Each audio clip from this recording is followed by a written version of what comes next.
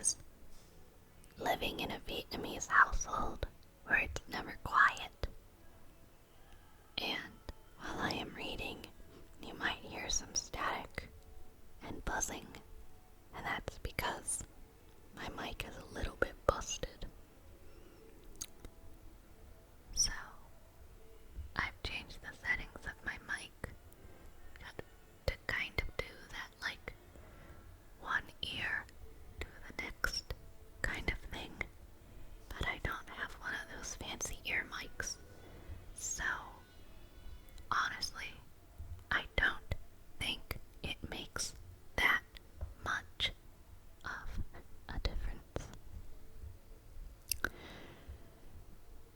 So, today I am going to read you excerpts from various essays, and in between I will be doing that weird tapping thing. Okay. I hope you enjoy the video, if anybody watches, because I'm not gonna lie, this is kind of weird. For our first essay, I will be going over the topic of Japanese education from 1868 to 1945. In 1868, Japan underwent a revolution known as the Meiji Restoration, in which the power of the Tokugawa shogunate collapsed, undergoing a dramatic transformation with an emphasis on modernization, civilization, and enlightenment. The new government, led by the emperor, adopted a few new slogans, such as civilization and enlightenment, Bunmei Kaika, and enrich the country, strengthen the military, Fukoku Kyohei.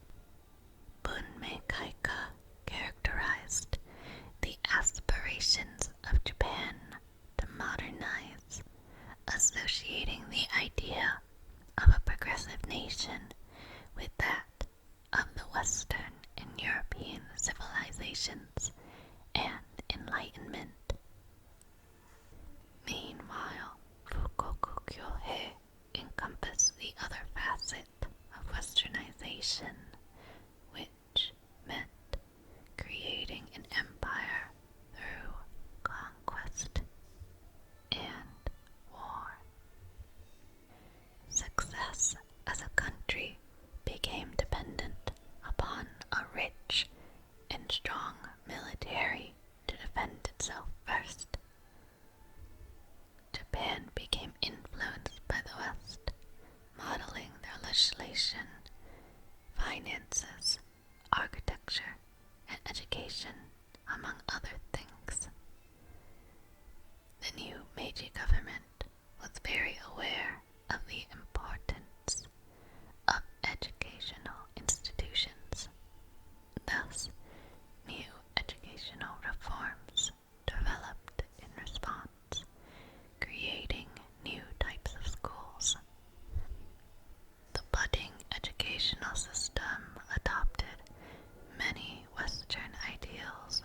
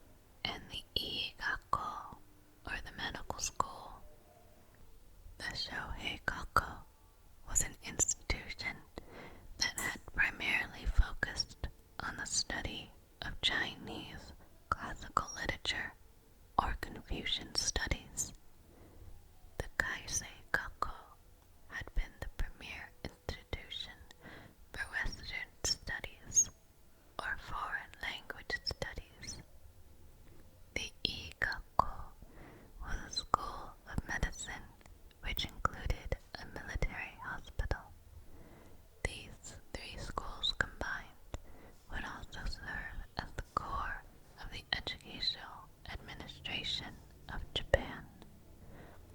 The Grand School later faced instability due to the conflicts between those advocates of national studies and those of Chinese studies. After much turmoil between the different factions, in 1870, only Western-influenced studies were available. During the 1870s, the Education Administration also proposed new regulations influencing the establishment of middle and elementary schools.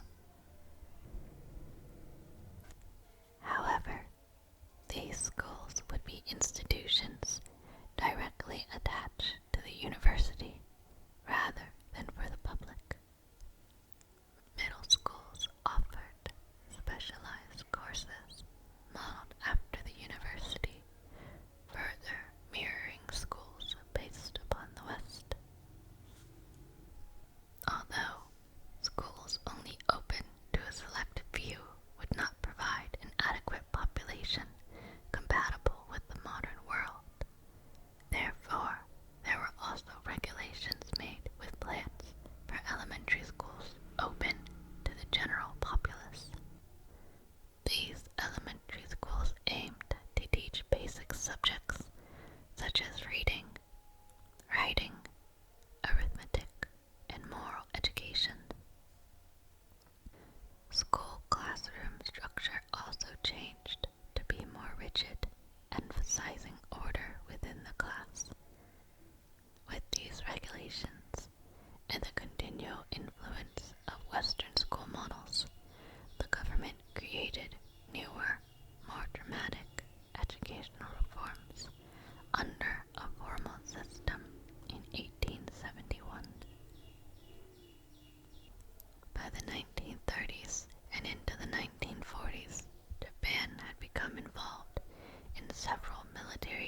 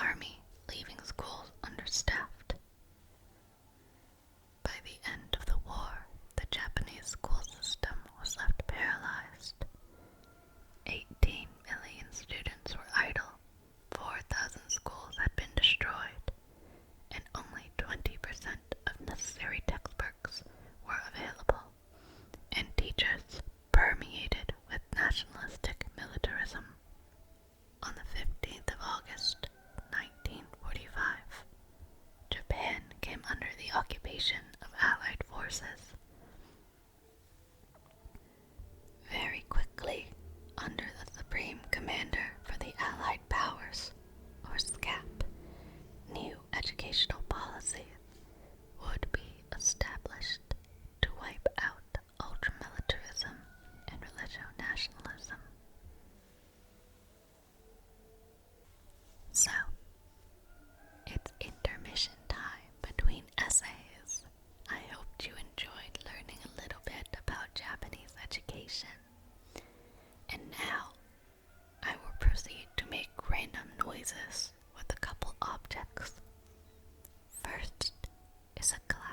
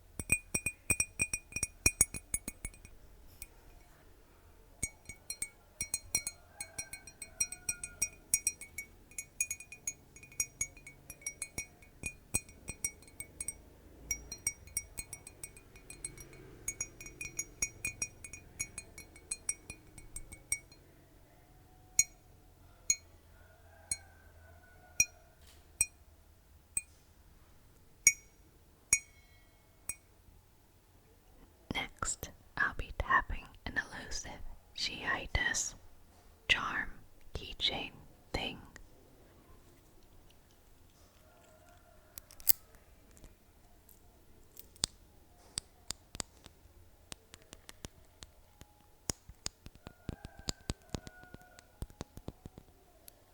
I like the sound of it.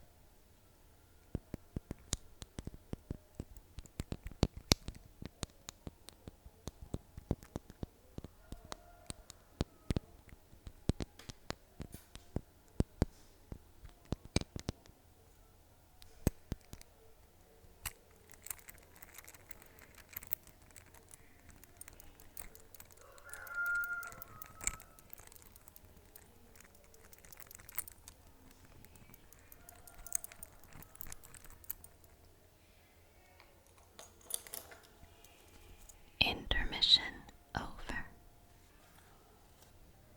Next, I will read an excerpt from an essay about the American founding elite. The founding elite's new policies, influenced by their economic interest, were compromised by the people who demanded resolutions to make the wealth more equal, turning to civil disobedience and other methods when they were rejected. The elites of the country were determined to rein in democracy, ensuring the safety of their economic interest and redistributing the wealth back to the rich. Although these new policies only led to the demise of their citizens, further worsening the economic depression they were in. However, this only led to heightening tensions between the two classes, prompting the citizens of the new nation to take a stand.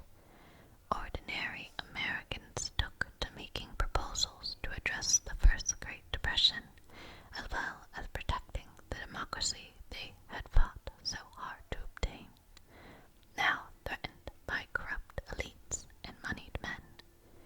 In order to create a new and stable financial system, Americans proposed multiple new reforms, such as calling in the old IOUs and issuing new ones, setting their value at the highest market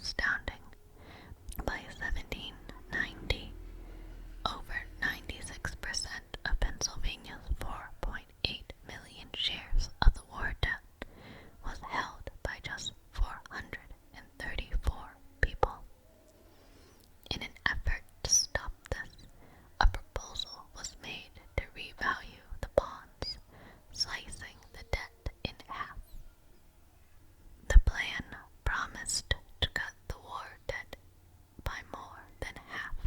The math was simple. The plan's authors estimated 3/4 of the war debt certificates in Pennsylvania were in the hands of trading people. Using those estimates, Pennsylvania's share of the war debt would go from 4.5 million to approximately 1.9 million, cutting it by about 58%. Despite the plan requiring new bonds to be distributed that reflected their actual market prices, the plan still attempted to be fair. Out of concern that everyone be treated fairly, the plan proposed setting the value of new certificates at the highest price that the IOUs had been reached in the Philadelphia market. Although this was not the only reform that had been proposed that would attempt to stop moneyed men in their tracks, as they had also created resolutions that would target the affluent. The people had long been taxed for necessary and productive activities, such as the cultivation of their farms, and had finally come to a collective conclusion, demanding the affluent be taxed on the money that they held to limit their ability to own land. Farmers petitioned to their state leaders to replace the current tax placed upon them, which had been entirely unreasonable. We are taxed for being employed in the cultivation of our fields. They petitioned state leaders. Our farms, poor and exhausted, in many instances, pay taxes to the amount of 1/2 of their produce. Our cattle and even horses, absolutely necessary for tillage, pay taxes equally oppressive and impolitic. So, Americans proposed to replace the tax with one that targeted unproductive wealth, which would amount to the wealth held by currency speculators, as well as the speculative land that they had owned, which was in an effort to free up land to small farmers. Many people undoubtedly saw taxes as a way to free up land for ownership by small farmers, inducing speculators to sell to avoid paying the new tax. By rectifying the imbalance, land reformers believed they could promote democracy through widespread ownership. As a part of another reform, which also directly targeted land speculators, would demand the limitation of land that could be owned, lobbying for laws that asked for proof of residency on said land. These people complained about the evil tendency of engrossing lands, due to which many thousands of acres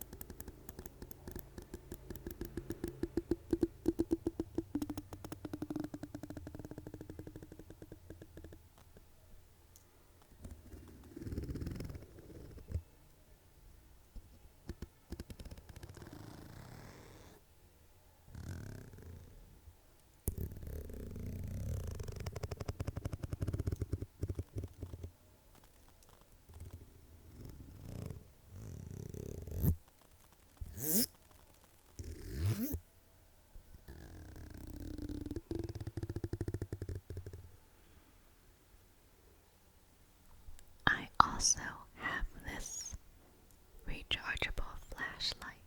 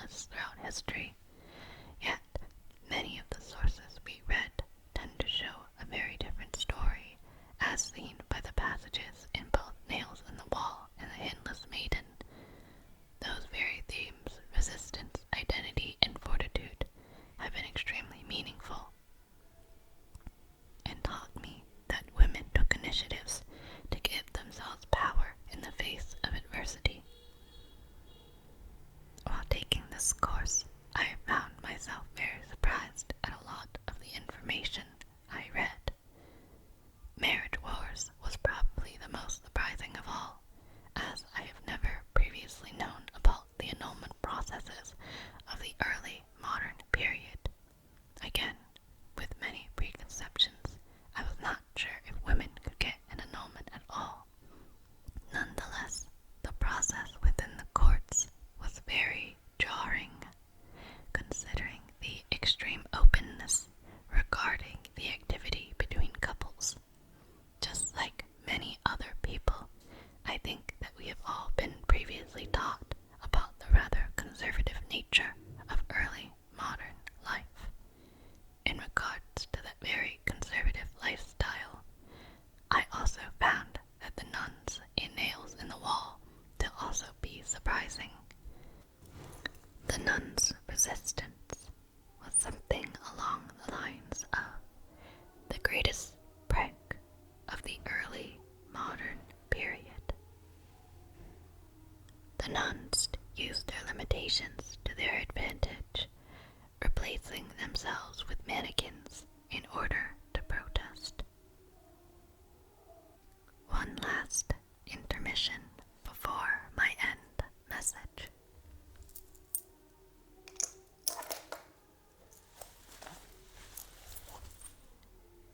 I will be opening a jar and closing it.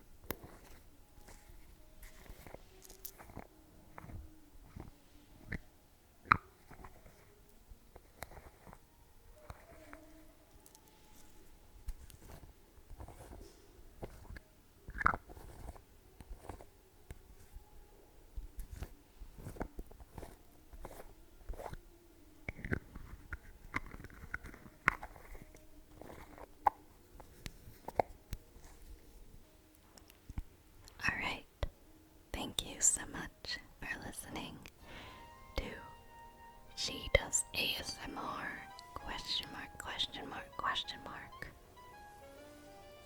I know this was silly and honestly quite odd, but happy April Fools. Enjoy your day, stay